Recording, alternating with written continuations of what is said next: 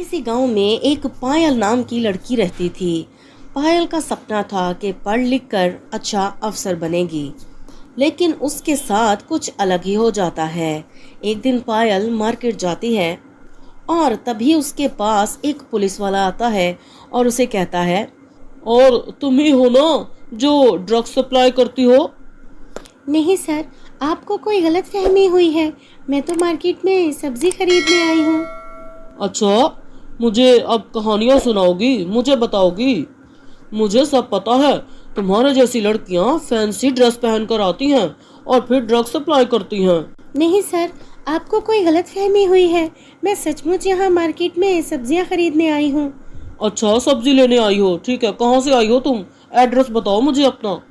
Police वाले के पूछने पर पायल अपना एड्रेस बता देती है और पुलिस वाला कहता है, ठीक है, मैं तलाशी लेने तुम्हारे घर भी आ सकता हूँ।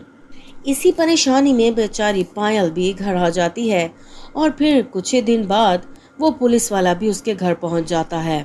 सच सच बताओ मुझे, कहाँ छुपा के रखा है तुमने ड्रग्स को? और कौन कौन रहता है तुम्हारे साथ? सर, मैं आपसे कितनी बार कह चुकी हूँ, आपको कोई गलतफहमी हो गई है। मैं कोई ड्रग्स सप्लाई नहीं करती। अच्छा, तो पुलिस वाले तेरे पर खामखा में शक कर रहे हैं। ज्यादा बात में मत कर, मुझे मत सिखा। जल्दी बता, ड्रग्स कहाँ कहाँ रखे हैं तूने? और कौन कौन काम करता है तेरे साथ ये वाला? सर, आप मेरा विश्वास क्यों नहीं कर रहे? मैं कोई ऐसा काम नहीं करती। और मैं क्यों करूँगी ड्रग्स सप्लाई?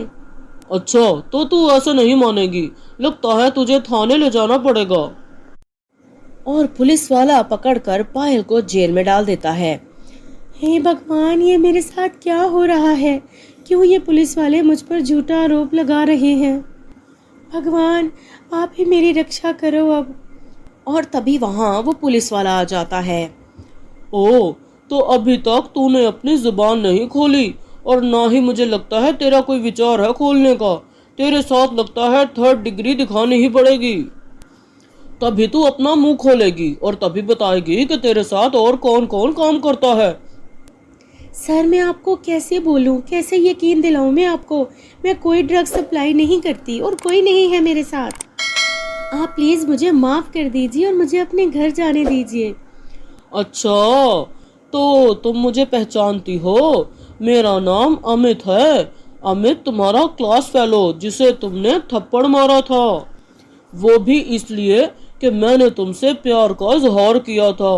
आज तो मैं तुमसे पूरे का पूरा बदला लेकर रहूंगा और तुम्हें ऐसी जगह पहुंचाऊंगा जहां से तुम कभी वापस नहीं आ सकोगी।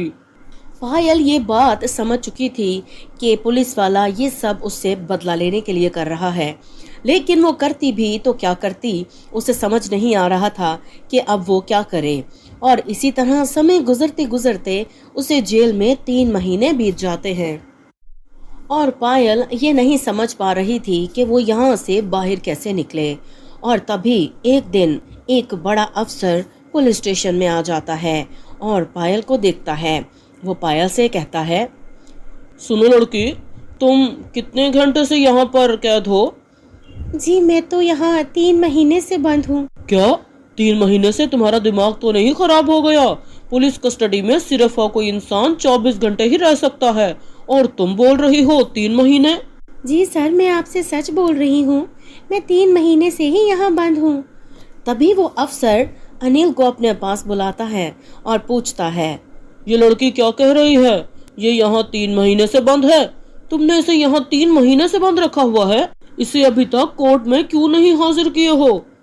सर, ये लड़की झूठ बोल रही है। मैंने इसे अभी 2 घंटे पहले ही पकड़ा है। नहीं सर, ये झूठ बोल रहा है। इसने मुझे 3 महीने से यहाँ बंद रखा हुआ है। और तभी वो अफसर लड़की से पूछता है, अच्छा ठीक है, तुम मुझे पूरी पूरी बात बताओ कि क्या हुआ था। किस इल्जाम में बंद हो तुम यहाँ? सर, इसने मुझ पर झूठा आरोप लगाया है कि मैं ड्रग सप्लाई करती हूँ। और ये मेरे कॉलेज में पढ़ते थे।